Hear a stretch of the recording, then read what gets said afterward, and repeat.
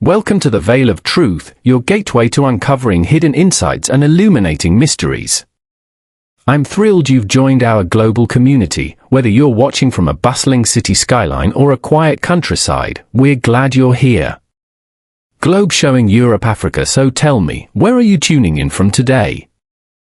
Chapter 1, An Invitation to the Countryside. The morning was of that pale, uncertain kind peculiar to late October, when the air tastes of mist and wood smoke, and the sun, if it appears at all, seems to hover only reluctantly behind a gauze of cloud. Hercule Poirot sat at his breakfast table, his perfectly symmetrical boiled eggs before him, and surveyed the post that had been neatly arranged by his manservant, George.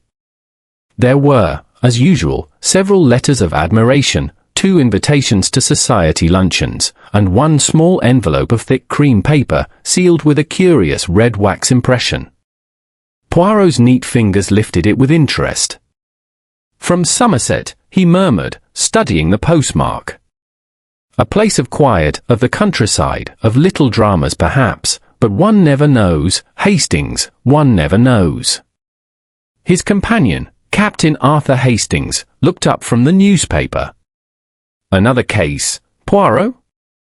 I thought you'd sworn off mysteries for a bit." Poirot smiled, his moustache gleaming like the polished metal trim of a Rolls-Royce. "My dear Hastings, one never retires from the exercise of the little grey cells. They grow restless, like a cat denied its milk." He broke the seal and read the letter aloud. "Monsieur Poirot, I write in the most anxious distress. A matter of the utmost delicacy and danger has arisen within my home, Ravenscroft Hall, in Somerset. I implore you to come at once. I believe only your remarkable insight can prevent a tragedy which I fear is near at hand. Yours in anticipation, Lady Evelyn Ravenscroft." Poirot turned the paper over thoughtfully. No date, no detail, and yet, observe, Hastings, the tremor in the handwriting. This is not the appeal of a woman given to hysteria, but one who writes under genuine fear. The slant of the letters, the pressure of the pen, she is desperate. Hastings, ever the practical Englishman, looked skeptical. Probably just a case of nerves. These grand old families always think they're on the brink of ruin when it's only the servants pinching the silver. Poirot chuckled softly. "You are too English, mon ami. Always you explain by the ordinary. But evil, Hastings, it creeps into the most respectable houses. And when a lady of breeding confesses fear, it is seldom of ghosts or servants." Within the hour, Poirot had telephoned for 2 tickets on the noon train to Taunton, and by early afternoon, the pair were being carried through a damp, shrouded countryside where autumn leaves clung stubbornly to the trees and fields lay hidden under a pale white fog. "Not the sort of place for mischief," Hastings remarked, peering through the carriage window. "Looks peaceful enough." Poirot tapped a finger against his temple. "Ah, Hastings, appearances. They are the deceivers of the world. Remember that." At the small village of Ravenscombe, they were met by a chauffeur, a door fellow in a dark uniform, who drove them along a narrow road lined with yew hedges and high stone walls. Presently, the fog parted, and Ravenscroft Hall came into view, a vast grey structure with towers at each corner, its windows tall and narrow, its gardens neglected but still grand in their decay. "Picturesque," Hastings said cheerfully, though his tone wavered slightly as they passed a row of weathered stone statues. "But rather gloomy, don't you think?" Poirot regarded the mansion with a critical eye. "Gloom, yes, but also dignity. A house with secrets, perhaps. And see, those blinds at the west wing? They are drawn, even at 3 o'clock in the afternoon. Someone within wishes not to be seen." Inside, they were received by a woman of about 50, stately yet pale, her beauty preserved by poise rather than youth. Lady Evelyn Ravenscroft extended a cool hand, her fingers trembling slightly. "Monsieur Poirot, I am deeply grateful that you came. My husband, Colonel Ravenscroft, is unwell. but I fear it is not an illness of the body." Poirot bowed gently. "Madam, you speak of fear. That is a malady of the soul. And it is more dangerous than fever." She led them through a great hallway hung with portraits of stern ancestors. Poirot's eyes lingered on one, a painting of a young officer in Indian uniform, his dark eyes proud, his mouth tight-lipped. The brass plaque beneath read, "Colonel Geoffrey Ravenscroft, 1911. The colonel served in India?" Poirot asked. "Yes," said Lady Evelyn, a faint shadow passing over her expression. "Those were glorious days, though he seldom speaks of them now." As they reached the drawing room, the colonel himself appeared. He was tall, still erect in bearing despite the silver in his hair. His handshake was firm, but his eyes, grey and tired, betrayed an inner restlessness. "Poirot," he said curtly. "My wife insisted on sending for you. Personally, I think she worries over nothing." "Then I am here, Colonel, to relieve her of that worry," said Poirot with a small smile. "But perhaps you will indulge me, what is this nothing that troubles her?" The colonel hesitated, his gaze shifting toward the window where the mist pressed close against the glass. "It's difficult to explain. I've had letters. Anonymous. Threatening, you might say. And twice this week, I've found things moved in my study, papers disturbed. Once, my revolver was taken from its drawer and replaced the next morning." Hastings frowned. "Good heavens! Have you any idea who could be behind it?" "None," the colonel said shortly. "Except that someone in this house is playing games. Or worse." Poirot's eyes narrowed slightly. "You suspect an enemy within, not without. That is most interesting." Lady Evelyn clasped her hands. "My husband believes it's connected to something that happened long ago, in India. But I cannot get him to say what. He's become distant, watchful, almost frightened." The colonel turned sharply. "Enough, Evelyn. I will not have my private affairs discussed like scandal." Poirot bowed slightly. "As you wish, Colonel. Yet you sent for me, or rather, your lady did. To uncover the truth, one must not fear where it leads." The colonel looked at him for a long moment, then nodded. "Very well. You may look into it. But I warn you, Ravenscroft Hall has seen enough tragedy. I won't have you stirring up more." As he left the room, Hastings exhaled softly. "Rather a grim fellow, isn't he?" Poirot stood by the window, watching the colonel's figure vanish into the fog. "Grim, yes, but also burdened. That is a man who has lived with guilt, mon ami. And guilt, or it poisons more surely than cyanide." Lady Evelyn pressed a handkerchief to her lips. "You think there is real danger?" Poirot turned, his gaze gentle but grave. "Madam, when fear walks openly in a house, danger is already sitting at the hearth." Outside, the mist thickened, swallowing the last of the light. Somewhere in the distance, a clock struck 4, each chime echoing through the corridors like a warning. Poirot straightened his cuffs and said softly, "Come, Hastings. We will see the house, the grounds, and the study of the good colonel.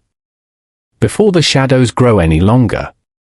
As they followed Lady Evelyn through the dim corridors, Hastings felt a chill creep up his spine. He could not have said why, but it seemed to him that the very walls of Ravenscroft Hall were listening. Chapter 2, Shadows in the Hall. Dinner at Ravenscroft Hall was a solemn affair, conducted under the soft glow of a chandelier that had perhaps seen finer evenings. The long oak table, gleaming though a little time-worn, could have seated 20, yet that night, only 6 places were laid. Silver candlesticks flickered, casting elongated shapes upon the paneling, and the faint hiss of the wind outside seemed to whisper through unseen cracks. Poirot and Hastings were seated midway down the table, opposite each other. At the head sat Colonel Ravenscroft, his face stern and still, the very picture of military order. To his right was Lady Evelyn, pale and beautiful but with that haunted air that speaks of sleepless nights. To his left, a young man of about 28, Henry Ravenscroft, stirred his soup with a distracted air. His dark hair fell untidily over his forehead. There was something restless about his movements, a nervous energy that betrayed a mind preoccupied. Beside Henry sat Miss Clara Miles, the companion to Lady Evelyn, a quiet woman with intelligent grey eyes and an expression that never quite softened into warmth. Poirot noticed the way she watched the family, her gaze flicking from one face to another, calm yet measuring. The sixth guest was a stranger to Poirot, a tall man in his 40s with a tan complexion, a small notebook beside his plate, and the faint air of the intellectual. He was introduced as Mr. Julian Blake, a writer and scholar of folklore, invited by the Colonel to consult certain records of the house. Conversation during the first course was polite but stilted. The sound of silver on china filled the silences. Poirot, ever observant, found his attention drawn less to the words spoken than to the glances that darted like tiny fish between the diners. "Mr. Blake," said Lady Evelyn, striving for brightness, "you mentioned earlier that you were writing a book about Somerset legends." "Yes," the writer replied pleasantly. "I've been tracing accounts of the Ravenscroft estate, fascinating material. There are tales of an old burial ground beneath the west lawn, and of a soldier who returned from India bearing a curse. Of course, local superstition, nothing more." Colonel Ravenscroft's knife paused in mid-air. "We'll have none of that nonsense at my table, Blake. The past is dead and should remain so." The writer inclined his head in apology, but Poirot caught the flicker of interest that crossed his face. Henry Ravenscroft smiled faintly. "Come now, father, ghosts lend a bit of flavour to the place. It's the living we should fear, not the dead." His mother's hand tightened on her napkin. "Henry, please." Miss Miles's cool voice cut through the tension. "Mr. Blake is quite right. Every old house has its whispers. Perhaps the Colonel is wise not to listen to them." Poirot leaned forward gently. "And yet, mademoiselle, some whispers deserve attention. They may speak not of spirits, but of secrets." There was a short, uncomfortable silence. The Colonel's face reddened slightly. "Poirot, if you intend to dig into my household, do it after dinner. I'll not have the family meal turned into an interrogation." Poirot raised his hands. "Forgive me, Colonel. Merely an observation. I find human nature is best revealed not in confessions, but in conversation." Hastings, attempting to lighten the mood, asked Henry about his interests. The young man answered vaguely, something about London, debts, and plans to travel abroad. His words lacked conviction, and Poirot noted how Lady Evelyn's eyes lowered at the mention of money. As the meal drew to a close, the butler served brandy. Poirot declined politely, accepting only coffee. The Colonel, however, drank deeply, as though the warmth could banish whatever cold shadow lingered over him. "I say," Hastings remarked when they rose from the table, "this is a magnificent old place.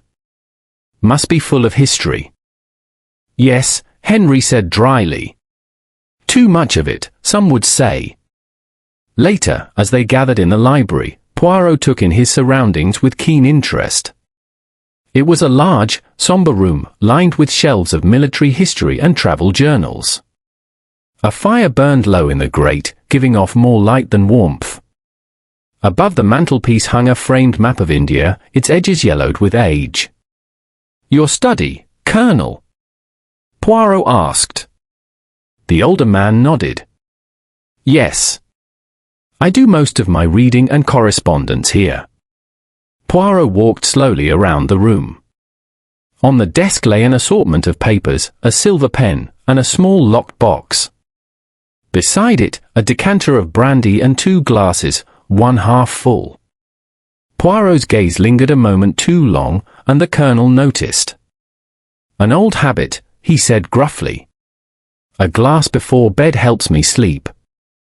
Ah, but sleep, Colonel, is not always the friend of those who are troubled, Poirot replied softly. The Colonel's lips tightened. You're very perceptive, Monsieur Poirot. Too perceptive, perhaps. Poirot smiled mildly. It is both my gift and my curse. Lady Evelyn entered then, her face pale. Geoffrey, the wind is dreadful tonight. The house seems to groan. He took her hand briefly, almost mechanically. It's only the old timbers. Nothing more. But Poirot noticed the way he glanced toward the curtained window, as if half expecting a face to appear beyond the glass. When the family retired for the night, Poirot and Hastings lingered in the guest corridor. Well, Hastings said in a low voice, what do you make of them? A queer lot, if you ask me. The son looks guilty of something, the companion's too quiet, and that writer fellow, well, I'd say he's after a story more than anything else. Poirot adjusted his cufflinks. You are not entirely wrong, Hastings. Each person here hides something, I think. But which secret leads to fear? That is what we must learn. He opened his bedroom door, then paused. Did you notice, mon ami, the Colonel's hand? Hastings frowned. His hand? Yes. When Lady Evelyn spoke of the wind, his hand trembled ever so slightly. Not the trembling of age, but of nerves. And on his cuff, there was a faint dark smear, soil, perhaps, or something more interesting. Hastings looked bewildered. You think he's digging up something? Poirot smiled. Perhaps, Hastings. Or perhaps something, or someone, has already been buried. They retired, but Poirot found little rest. The wind howled across the moors, rattling the casements, and somewhere in the distance a dog barked mournfully. He lay awake, his mind turning over the evening's observations like pieces of a puzzle. A family divided by secrets. A companion who watched too closely. A writer fascinated by legends. And a host who feared his own home. Sometime after midnight, Poirot rose and went to the window. The mist was thick, swirling in ghostly ribbons across the lawns.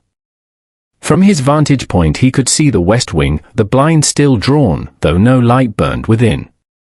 Suddenly, he thought he saw a movement near the yew hedge, a flicker of white against the dark. He leaned closer, but it was gone.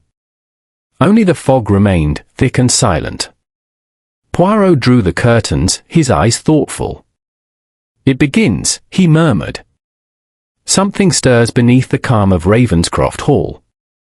He sat at the small writing desk, made a few notes, and extinguished the lamp. And in the great house, filled with whispering wind and the faint scent of smoke, the night passed, quietly, uneasily, toward the first scream that would shatter its silence. Chapter 3, Death in the Library. The rain began just after midnight. It came first as a soft tapping against the windows, then as a relentless drumming that seemed to shake the old house to its foundations. By 2 o'clock, Ravenscroft Hall was wrapped in a storm. Wind moaned down the chimneys, and the tall yew trees thrashed in the darkness like blackened sentinels. Poirot, ever a light sleeper, lay awake. The flicker of lightning briefly illuminated the ceiling of his room, followed by the deep growl of thunder. From somewhere below, a door banged. He frowned. At 2:30, there came a sound that froze him, a single, piercing scream, sharp as glass. It echoed through the corridors, then died into the roar of the wind. Within moments, Poirot had thrown on his dressing gown and stepped into the passage, his candle casting long wavering shadows. Hastings was already there, half-dressed, hair in disarray. "Did you hear that, Poirot?" he gasped. "Oh, mon ami." And it came from below. They descended swiftly, the staircase creaking beneath their feet. As they reached the landing, the butler appeared, pale and trembling, holding a lamp. It came from the library, sir." They hurried down the final steps and crossed the marble hall. The heavy doors to the library were ajar. Poirot pushed them open and stopped dead. Colonel Ravenscroft lay sprawled before the fireplace, one arm flung outward, his face twisted in agony. The carpet beneath him was scorched where the fallen candle had burned a small patch, and a faint smell of bitter almonds hung in the air. Poirot bent swiftly to examine the body. "Mon Dieu," he whispered. "It is as I feared." Hastings stared in horror. "Good heavens, is he?" "Dead, yes. And not by natural cause. The scent, cyanide, unmistakable." The butler clutched the door frame, trembling. "But how, sir?" "The colonel was alone here, reading, as always. He told me he'd lock up himself." Poirot's eyes swept the room with sharp precision. The decanter of brandy stood on the desk, two glasses beside it. One was clean.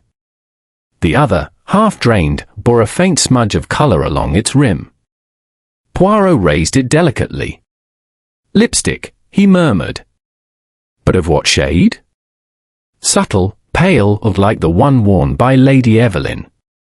"Surely not," began Hastings, but Poirot silenced him with a gesture. "Do not leap to conclusions, mon ami. The lipstick may not belong to Madame. Or it may have been placed, intentionally."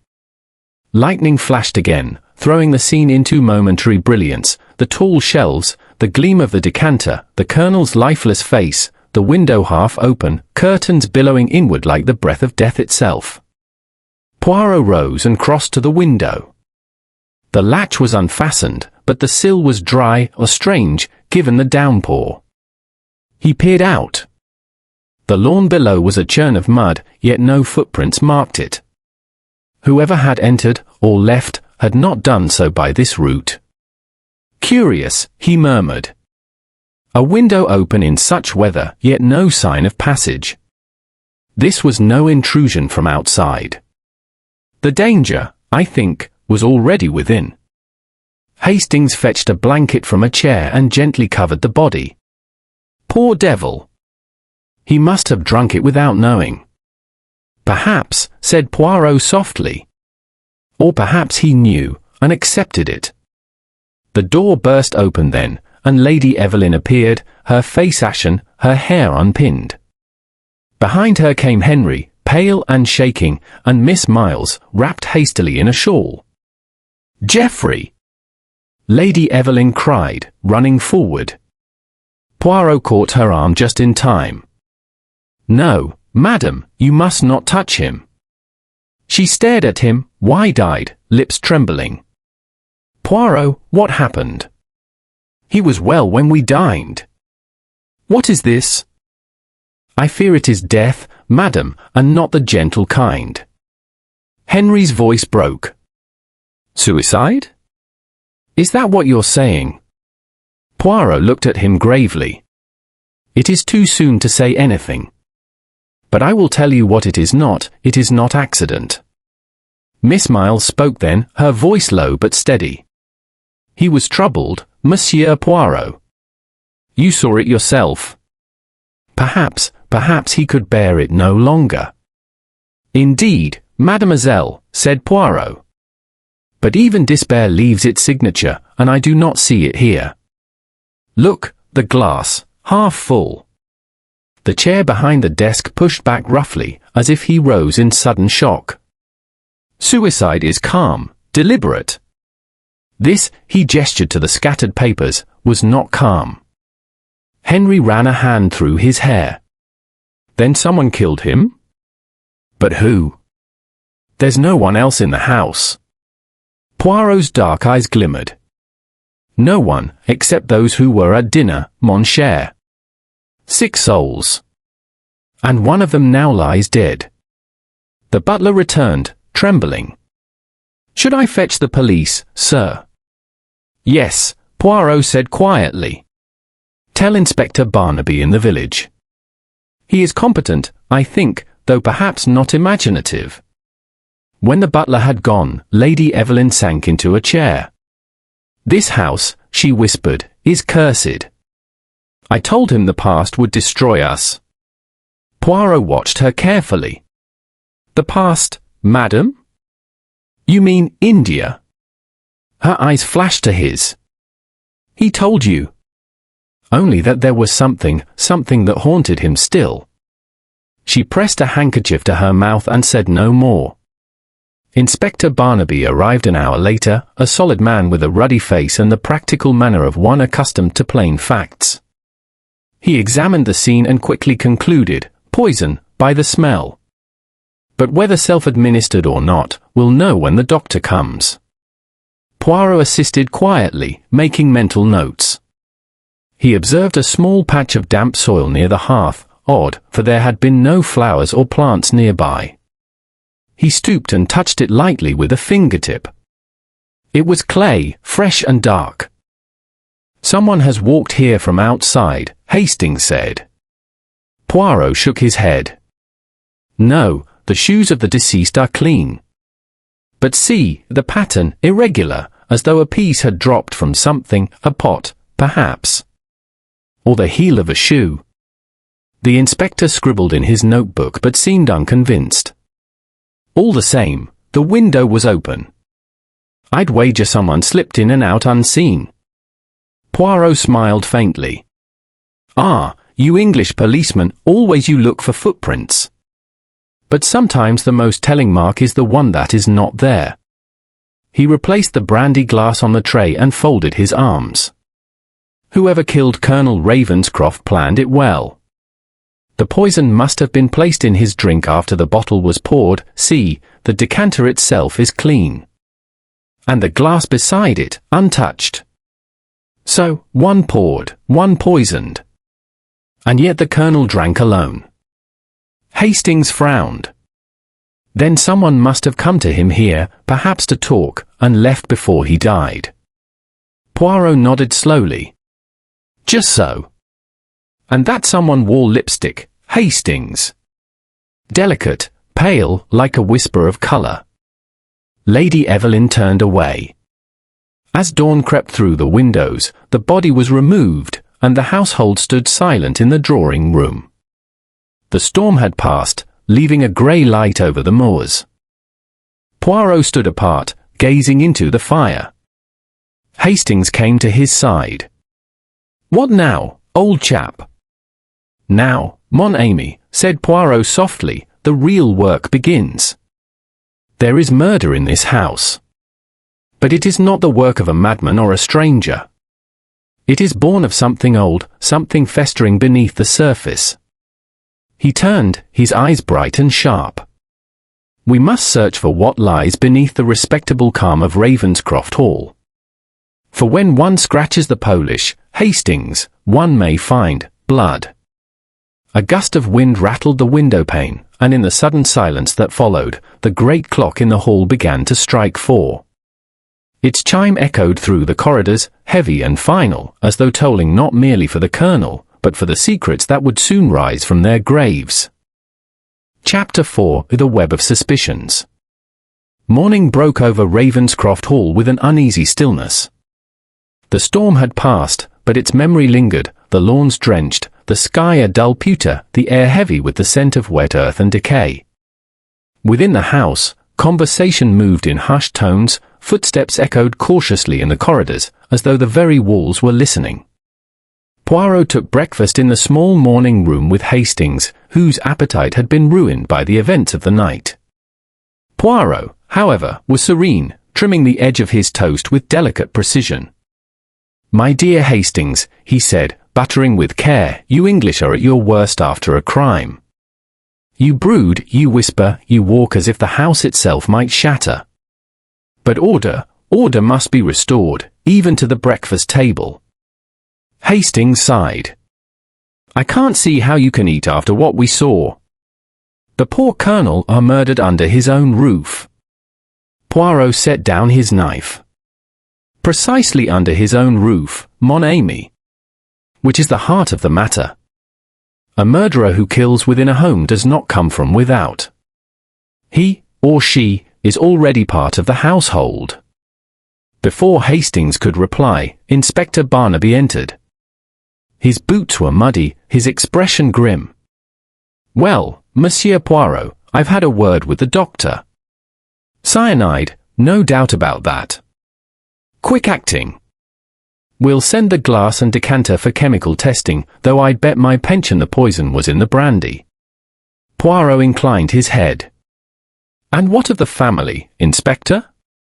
Have they been interviewed?" "Starting this morning. I thought perhaps you'd like to sit in." Poirot smiled faintly. "Mais oui. Two minds, n'est ce pas." They began with Lady Evelyn.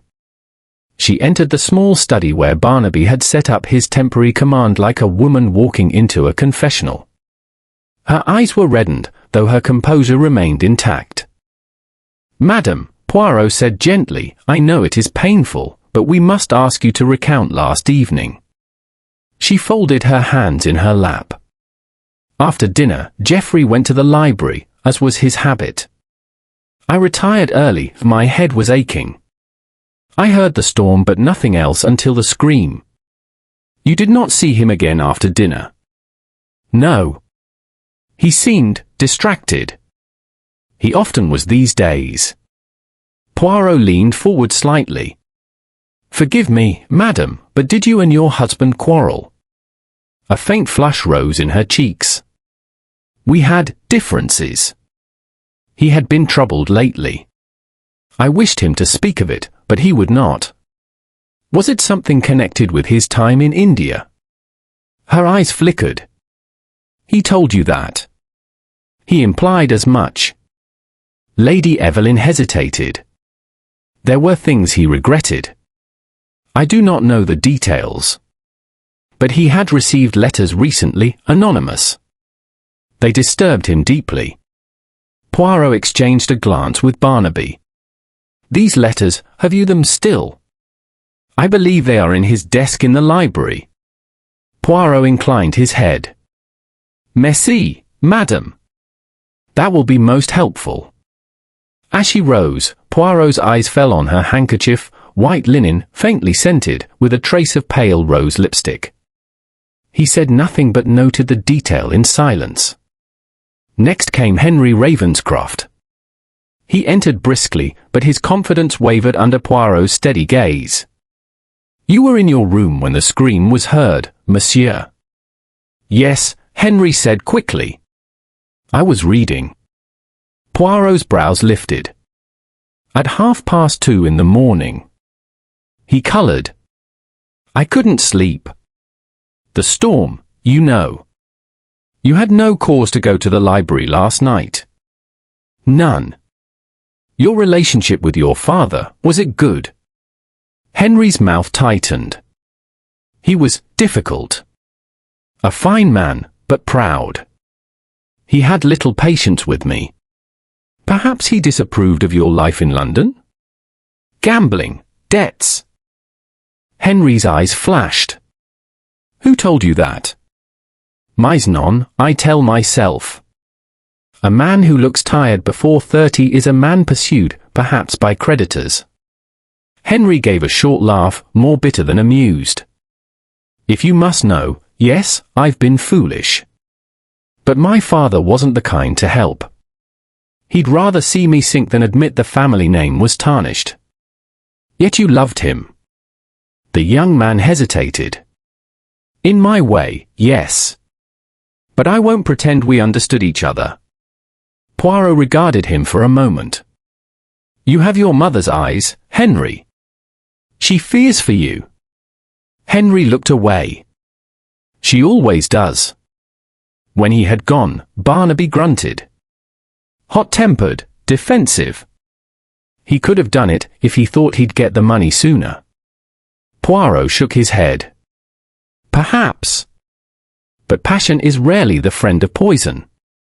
No, if he killed, it would be with something louder than cyanide." Miss Clara Miles came next. Her composure was remarkable, her morning dress already neat, her grey eyes cool and watchful.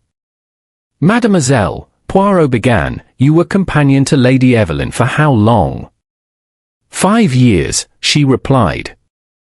"Since her illness in 1924. "And your relationship with the Colonel?" "I respected him." "Respected, but did not like." A faint smile. "He was a man of rigid ideas." "I seldom agree with rigidity." "You remained awake late last night?" "Yes. I was writing letters." "I retired shortly before midnight." "Did you hear anything unusual?" "Only the storm." Poirot leaned back, observing her closely. "You do not seem greatly affected by the tragedy, mademoiselle." Her expression did not change. "Grief takes different forms, Monsieur Poirot. I prefer to keep mine private." Poirot nodded slowly.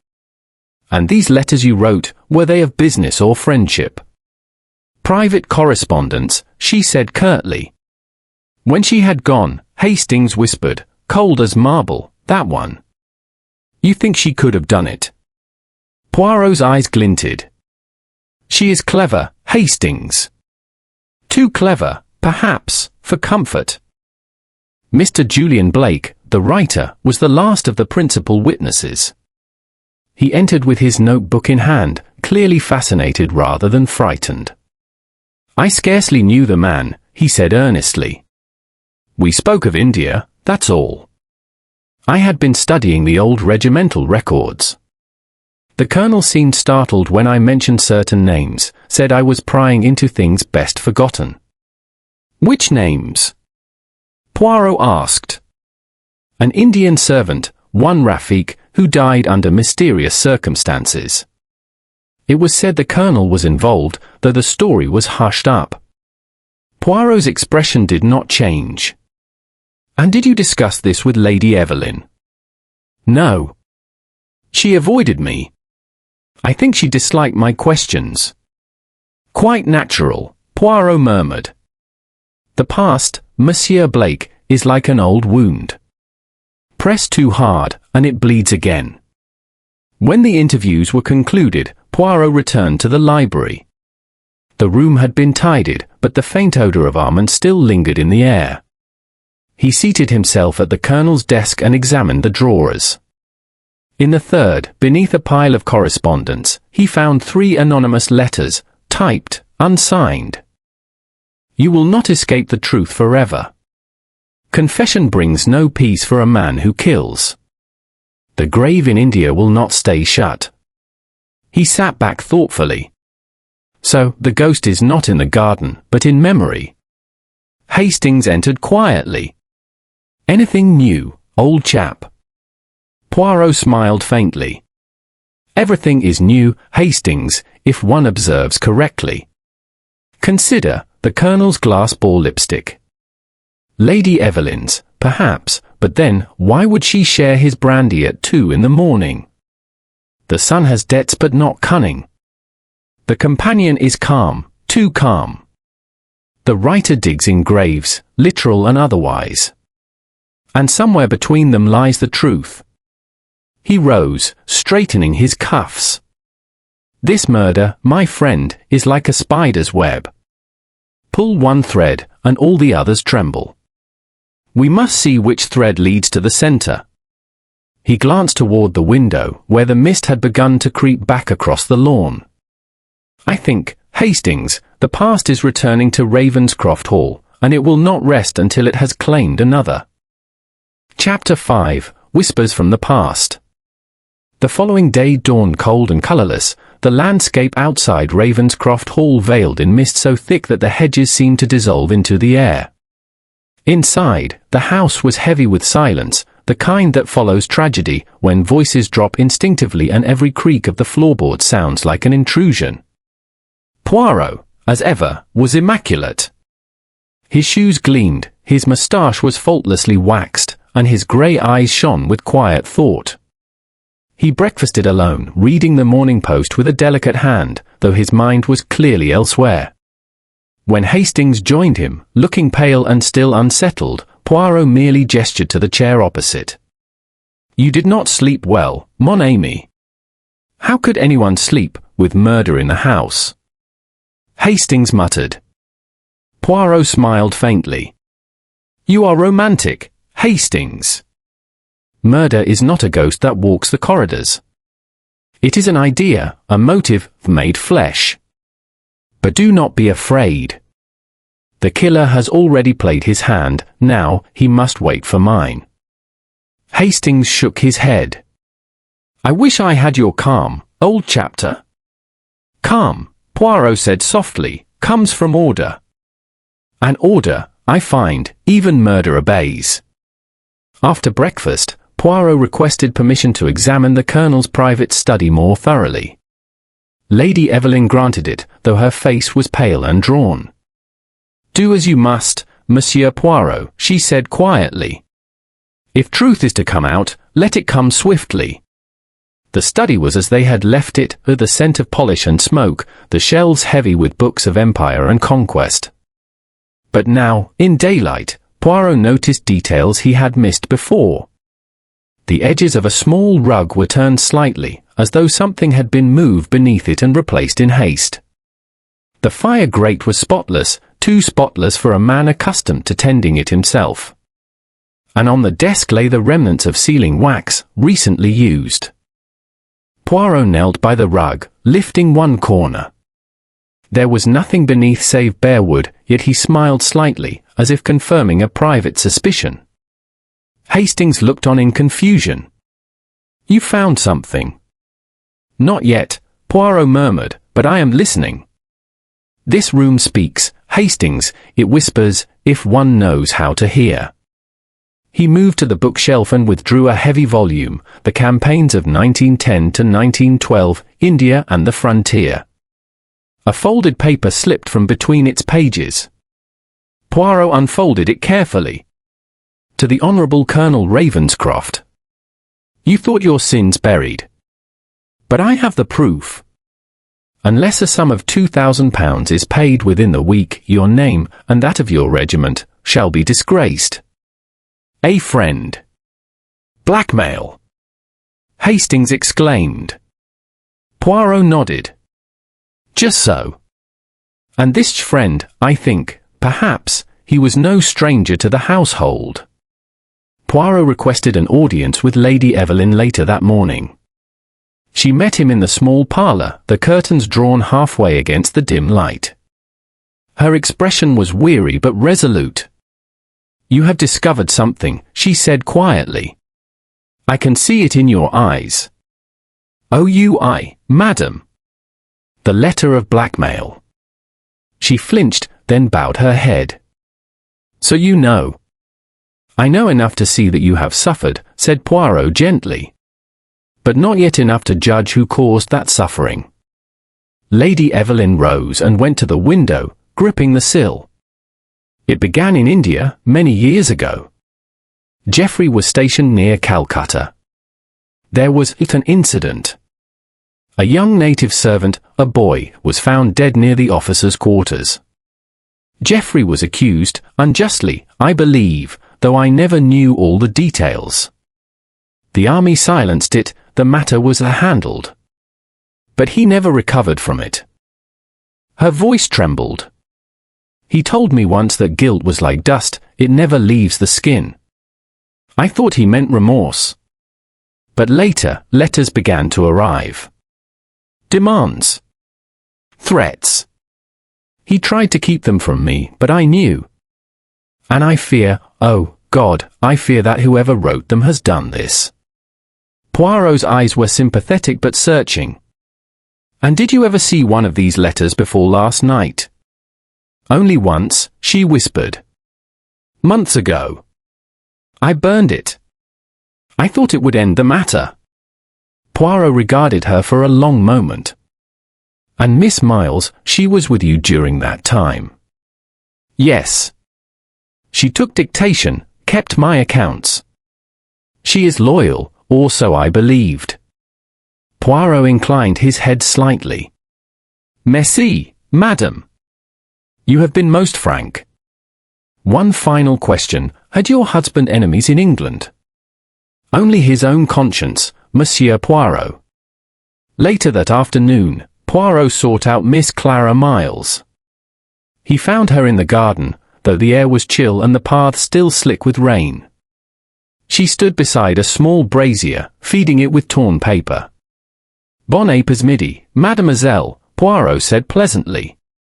"A strange time to burn letters, is it not?" She turned quickly, her composure momentarily broken. "Just old notes, household accounts. They are of no importance." Poirot's gaze was gentle but unyielding. "Mademoiselle, I never believe in things of no importance. One burns only what one fears might be found." Her lips tightened. "You are accusing me?" Non. I accuse no one. I merely observe. The letters you burn, were they addressed to you, or from you? I've told you, they are nothing." Poirot smiled slightly. "Perhaps. But you have soot on your fingers, mademoiselle, and also on your sleeve. You have been burning longer than your story allows." "That is interesting, n'est-ce pas?" She stared at him coldly. "You may draw whatever conclusions you wish, Monsieur Poirot. The truth is rarely what people imagine." Fragment of unburned paper in the brazier. He waited until she was gone, then, with delicate precision, he used his pocket tweezers to lift it free. The words were faint but legible. "If he speaks, all will be ruined, Poirot folded the fragment carefully. "So, the blackmailer is known to one of them, and known intimately." As dusk settled, Poirot and Hastings sat once more in the library. The inspector had returned to the village, leaving the detective to his thoughts. The fire burned low, and the faint scent of charred paper drifted faintly through the air. Hastings broke the silence. "You really think someone in this house was blackmailing the Colonel?" "I am certain of it," said Poirot. "The letters, the fear, the secrecy, it fits too well. But blackmail and murder are not always the same hand. The blackmailer seeks silence, the murderer, release." "Then you think there were two of them?" Poirot smiled thinly. "Perhaps two purposes, Hastings, and one act. But tell me, what do you make of Lady Evelyn?" Hastings hesitated. "She seems honest enough. Devoted, even. But that letter fragment, you think that it could mean Evelyn?" "Perhaps. Or perhaps it was written by someone else and signed to deceive." "No, Hastings, Lady Evelyn's guilt lies not in deceit, but in protection. She hides something to shield another." "And Miss Miles?" "A formidable woman. Intelligent, secretive, capable of great loyalty or great betrayal. There is bitterness in her eyes. I wonder whom she loved." "And the writer fellow?"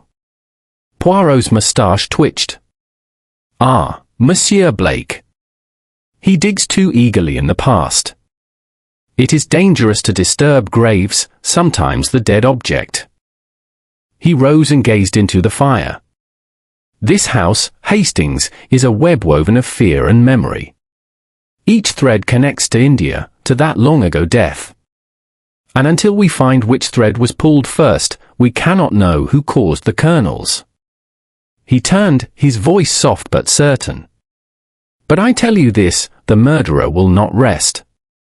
Already, he, or she, feels the net drawing closer. Soon, they will strike again." Outside, the wind rose, sighing through the yews like a voice from another time.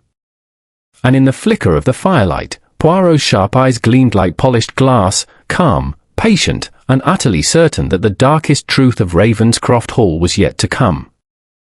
Chapter 6: The Second Death. The following morning broke with an uneasy brightness. The mist had lifted, and sunlight filtered faintly through the oaks that framed Ravenscroft Hall, but it brought no warmth, only a hard gleam that seemed to expose every crack in the old house's calm facade. The servants moved like ghosts, the household, though dressed in black, was too pale for proper mourning. Something dreadful still hung in the air, a foreboding that made even the ticking of the long case clock in the hall sound accusatory. Poirot, immaculately turned out as ever, descended the staircase at 8 precisely.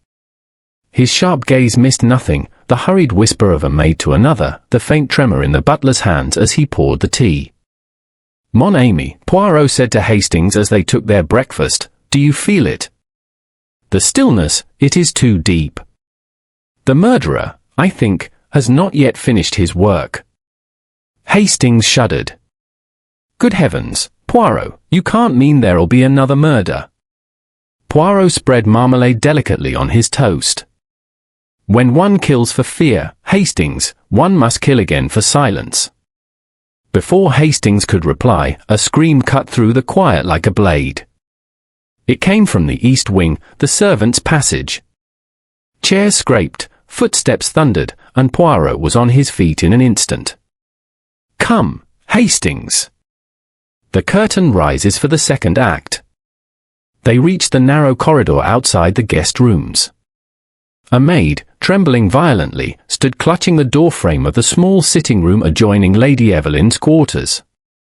Inside, Miss Clara Miles lay motionless on the rug, her head tilted unnaturally to one side. A glass, half spilled, rested by her hand. Poirot knelt beside the body. His eyes swept the scene with swift precision, the overturned chair, the faint scent of almonds in the air, the pallor of the woman's lips. "Cyanide again," he murmured. "Mon Dieu! How poetic, yet how cruel." Lady Evelyn, pale and shaking, entered behind them. "Clara, my dear Clara," she cried, falling to her knees beside the lifeless form. "Oh, what has happened?" Poirot gently took her arm. "Courage, madam. She is beyond pain. But she would never, never take her own life," Lady Evelyn whispered. Poirot's eyes flicked to her sharply. "No, madam.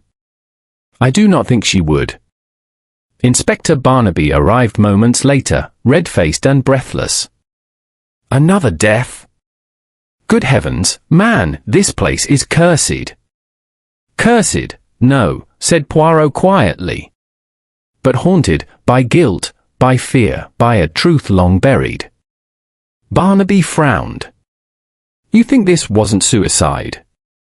Poirot rose, brushing a speck of dust from his sleeve. "Tell me, Inspector, what woman prepares her morning tea, drinks half, and then dies with a smile of calm upon her lips?" No, this was not despair. It was design. By mid-morning, the household was in uproar. Henry Ravenscroft stormed through the hall, demanding answers. 2 deaths in as many nights, and still no arrest? What are the police doing, waiting for the whole family to be wiped out? Barnaby bristled. "We're doing our job, sir. You'd do better to hold your temper." Poirot intervened smoothly. "Please, gentlemen. Anger clouds reason. What we need is clarity, OUI. Perhaps you, Monsieur Henry, will oblige me with your account of this morning." Henry raked a hand through his hair. "I was in my room.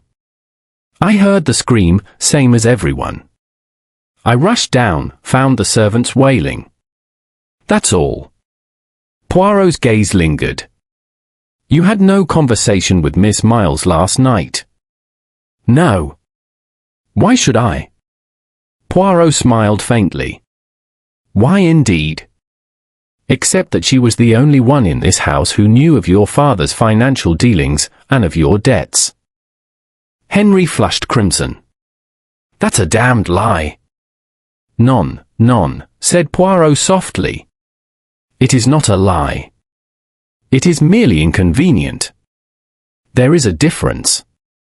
Before Henry could retort, Lady Evelyn appeared at the top of the staircase, clutching a letter in her trembling hands. "Poirot," she said hoarsely, "you must see this." He took the letter carefully. It was typed, no signature, no address, only a few lines. "One secret silenced, one yet remains.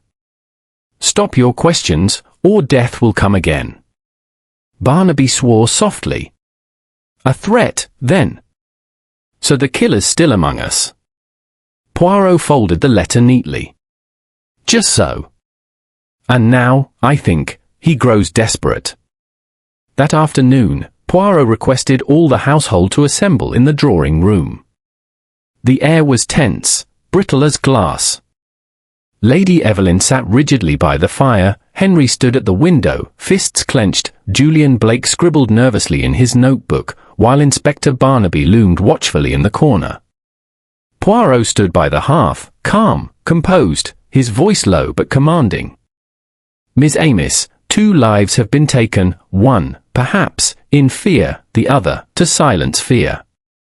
I ask for your patience, for the truth now draws near." Henry scoffed. "Truth? You've had days, Poirot, and all we have are riddles." Poirot inclined his head.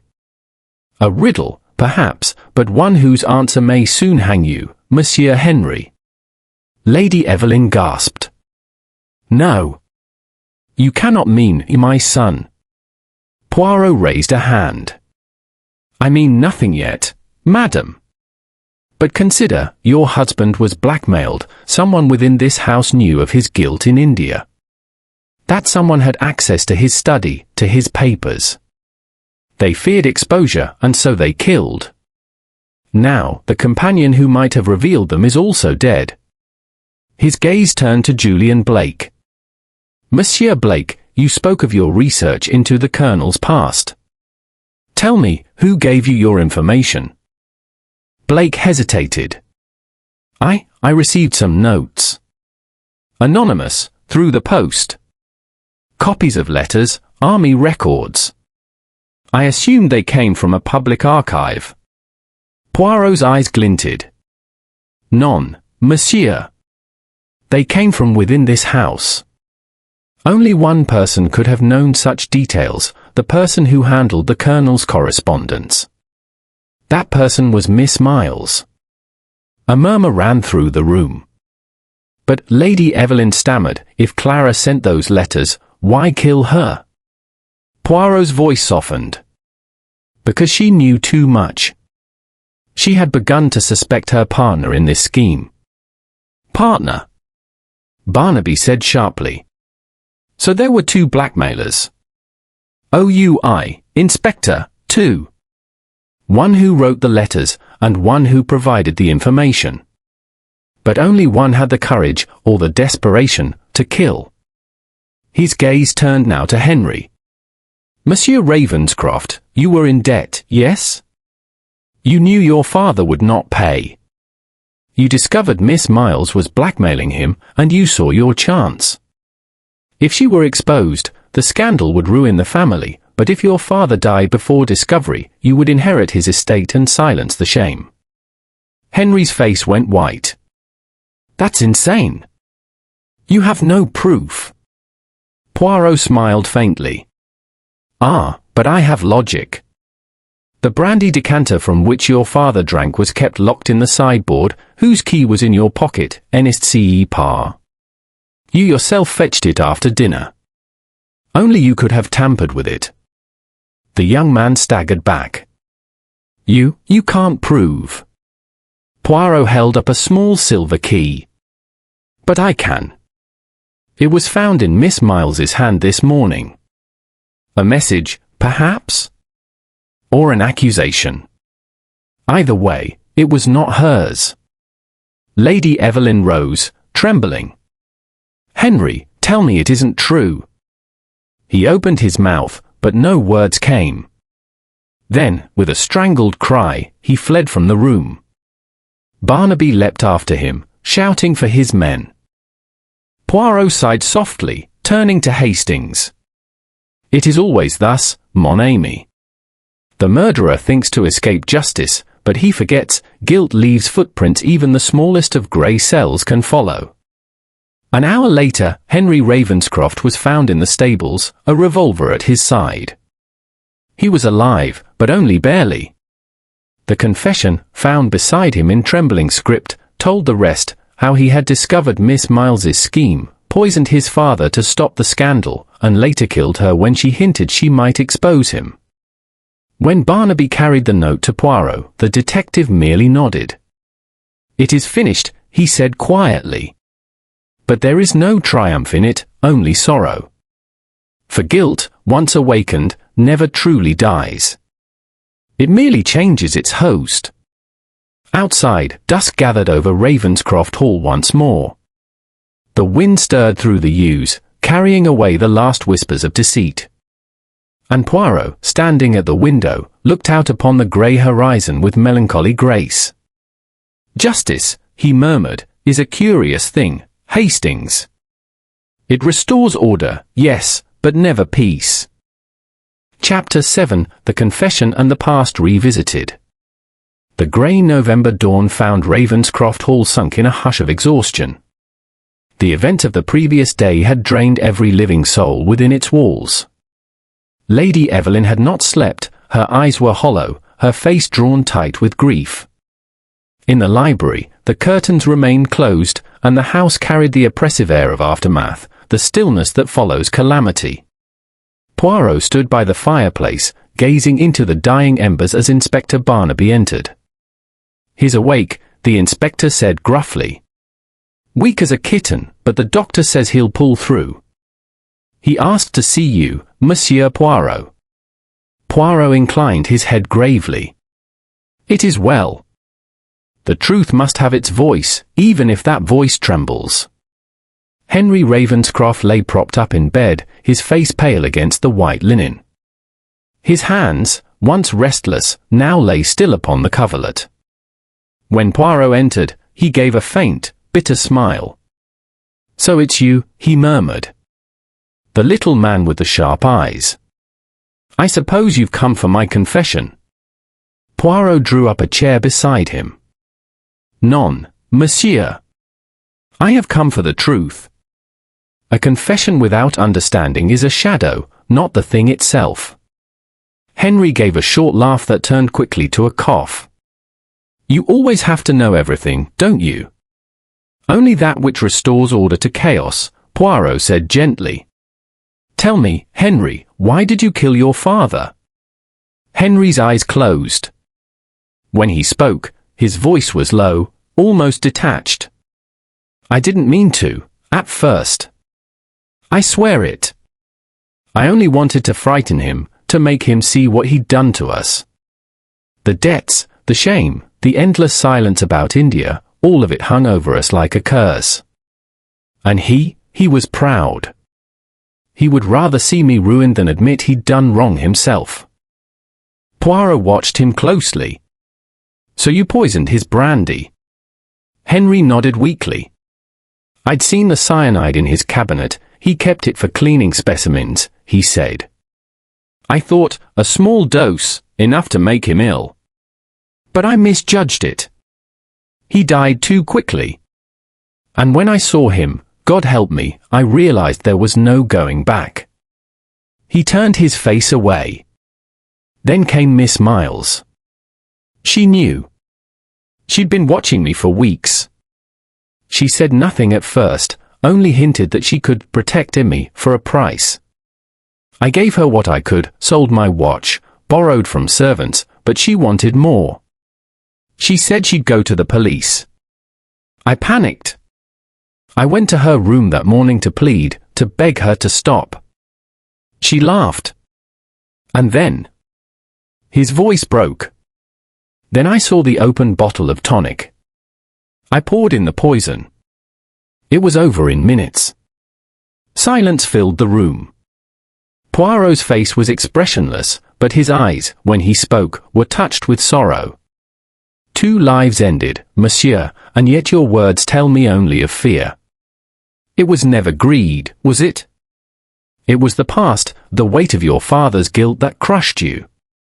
Henry's eyes flickered open. "You know about India?" Poirot nodded. "Enough. But I would have the full tale, from you, if you know it." Henry gave a hollow laugh. "He told me once, after too much brandy. There was a servant, Rafik. he caught him stealing, or so he said. There was a struggle. The boy fell. They buried it under army silence. But my father, he could never forgive himself. He saw the boy's face in every mirror. He used to wake screaming. The letters brought it all back, and he became afraid of everyone, even me. Poirot sat in silence for a long moment, his hands steepled. And so, you see, Monsieur Henry, the true poison was not in the bottle, but in the memory. It passed from father to son, like an inheritance no one wished to claim. Henry turned his face to the wall. Is my mother here? Poirot hesitated. She waits outside. Tell her, his voice faltered. Tell her I'm sorry. Tell her I only wanted to be free. Poirot rose quietly. I will tell her, monsieur. But remember, freedom bought with death is never peace. In the corridor outside, Lady Evelyn waited, her gloved hands clasped tightly together. When Poirot appeared, she looked up at him with eyes already heavy with knowledge. He confessed. Yes, madam. He has spoken. And the truth, does it help? Poirot's expression softened. The truth, madam, is like surgery. It hurts, but it heals. She drew a trembling breath. He is all I have left. Geoffrey, Henry, Clara, all gone, in one way or another. What will become of him? Poirot looked away. The law will take its course. But I think, perhaps, the court will show mercy. He is no hardened criminal, only a man crushed by inheritance. Tears welled in her eyes. If only Geoffrey had told us the truth long ago. Poirot took her hand gently. It is always thus, madam. The truth delayed is the truth distorted. It grows in shadow until it becomes a monster. She nodded, silent, and turned toward her son's room. Poirot watched her go, his heart heavy with pity. That evening, Poirot sat with Hastings in the library. The fire crackled softly, the house was quieter now, the chaos replaced by a weary calm. So it's over, Hastings said at last. Poor fellow. I almost pity him. Pity, said Poirot thoughtfully, is not a weakness, Hastings. It is the recognition that all men, given the wrong wound, might falter. Henry Ravenscroft was not born a murderer, he was made one, by the silence of his father, by the weight of pride. Hastings frowned. Still, one can't excuse him. Poirot smiled faintly. One does not excuse, but one understands. There is a difference most vital to justice. He rose, pacing slowly before the fire. Consider, mon ami, the pattern. A man kills in India and hides his sin. The guilt breeds secrecy, the secrecy breeds fear, and fear breeds another crime. It is like a chain, each link forged by silence. Hastings nodded slowly. And Miss Miles, she took advantage of it. Precisely. She was clever, observant, ambitious. She saw the Colonel's weakness and thought to profit. But she forgot, when one manipulates guilt, one touches a flame. And fire burns even the hand that lights it. He stopped, gazing at the photograph of Colonel Ravenscroft on the mantel, a stern face, eyes proud and cold. There lies the tragedy, Poirot murmured. Not in the murders themselves, but in the arrogance that preceded them. The Colonel believed he could bury the past. But the past, Hastings, is a seed, it always grows. Later that night, as the house finally settled into uneasy quiet, Poirot stood once more at the window overlooking the lawns. The moon had risen, pale and watchful, casting the yew trees into long black shadows. Behind him, Hastings spoke softly. Will you leave in the morning? Oh, said Poirot. There is nothing more for me here. The case is ended, the order is restored. Yet I go with sadness. Because of Lady Evelyn. Poirot nodded. She loved her husband, her son, even the companion who betrayed her. To love so much is a gift and a torment. She will live, but never as before. He turned, his face lit by the pale moonlight, his voice almost tender. Remember this, Hastings, there are crimes of passion, crimes of greed, and crimes of despair. But the worst of all are the crimes of silence. For they kill the heart long before the hand strikes. Outside, the wind rustled softly through the dark trees, as though the ghosts of the past whispered their final farewell. And Hercule Poirot, ever the custodian of order amid human frailty, bowed his head, not in triumph, but in quiet sorrow, for the broken family that the truth had left behind. Chapter 8. Poirot's Final Revelation. 3 days later, the fog rolled once again across the lawns of Ravenscroft Hall, softening its harsh outlines and cloaking its grief in grey. The police had come and gone, leaving behind a house quieter than ever, a place steeped in ghosts and memory. Poirot remained. Lady Evelyn had begged him to stay until the formal inquest, and he had agreed, for there was one thread still unpulled, one truth that whispered faintly beneath the surface. That morning, he stood by the library fire, immaculate as ever, when Hastings entered with a letter in hand. A note from Inspector Barnaby, Hastings said. Henry's being moved to the hospital in Exeter tomorrow. The doctor says he may recover fully. Poirot nodded. Bon. That is as it should be. He must live, to remember. Hastings looked puzzled. You speak as though there's more to it, old chapter. The case is solved, isn't it? Henry confessed. Surely that's the end. Poirot's eyes gleamed. The end, Hastings? Ah, none. The confession, yes, it closes one door, but it leaves another open. There remains the question, who began this chain of misery? You mean the blackmailer? Just so. Miss Miles played her part, but she was not the author. She was clever, yes, but not inventive. No, mon ami, the hand that set this tragedy in motion belonged to another. Hastings frowned. But who else could it be? Poirot smiled gently. Patience, Hastings. All will be clear soon. That afternoon, Poirot requested the household to gather once more in the drawing-room. The fire crackled softly, throwing flickering light on somber faces. Lady Evelyn sat nearest the hearth, pale but composed. Julian Blake stood by the mantel, notebook in hand, eager yet uneasy. Even the butler lingered discreetly at the doorway. Poirot stood before them all, his small figure perfectly poised, his voice measured and clear. Mesdames et messieurs, I thank you for your patience. I have called you together because one last matter remains unresolved, the question of who first blackmailed Colonel Ravenscroft. For though his son's guilt is beyond doubt, it was another's hand that guided the first stone of this avalanche. Lady Evelyn stirred faintly. But Clara, she was the one who sent the letters. Ah, yes, madam, Poirot said softly, she wrote them, but she did not conceive them. She was but the messenger, the instrument. The mind behind the scheme was someone else entirely, someone who knew the Colonel's secret before even she did. Julian Blake's brow furrowed. Are you suggesting? Poirot turned to him with that faint, maddening smile. Mais ouï, Monsieur Blake. You, perhaps, might recognize the hand. After all, you received certain anonymous notes guiding your research, did you not?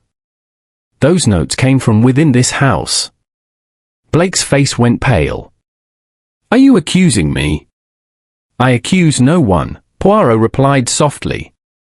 But consider, monsieur, the timing of your arrival, the fascination with the Colonel's past, the way you asked questions that only someone forewarned would think to ask. You said you were sent the name of the servant, Rafik. Who else in England would remember such a name, except someone who had once known it intimately? Lady Evelyn's eyes widened. Intimately, she whispered. Poirot turned to her, his tone suddenly grave. Yes, madam. The truth is painful, but it must be told. You spoke of a young servant's death in India. There was such a boy, and before his death, there was affection between him and another member of the household. That person was not the colonel, but you. The silence that followed was absolute. The fire popped once, startlingly loud. Lady Evelyn's lips parted soundlessly. Her hands trembled. You dare. Poirot's voice remained gentle, but there was steel beneath it. Dare, yes, madam.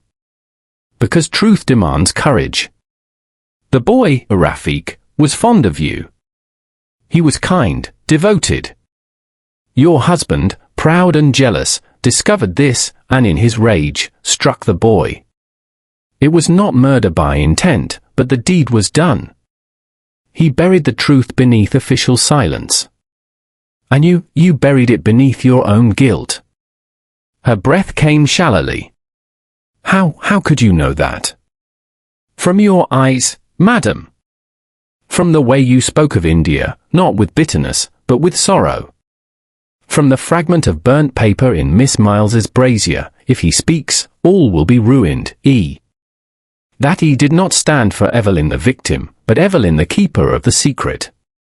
You feared the truth, and in that fear you told Miss Miles part of your story, trusting her discretion. She, clever as she was, saw profit in it. Lady Evelyn's face had gone white. And Geoffrey, he knew.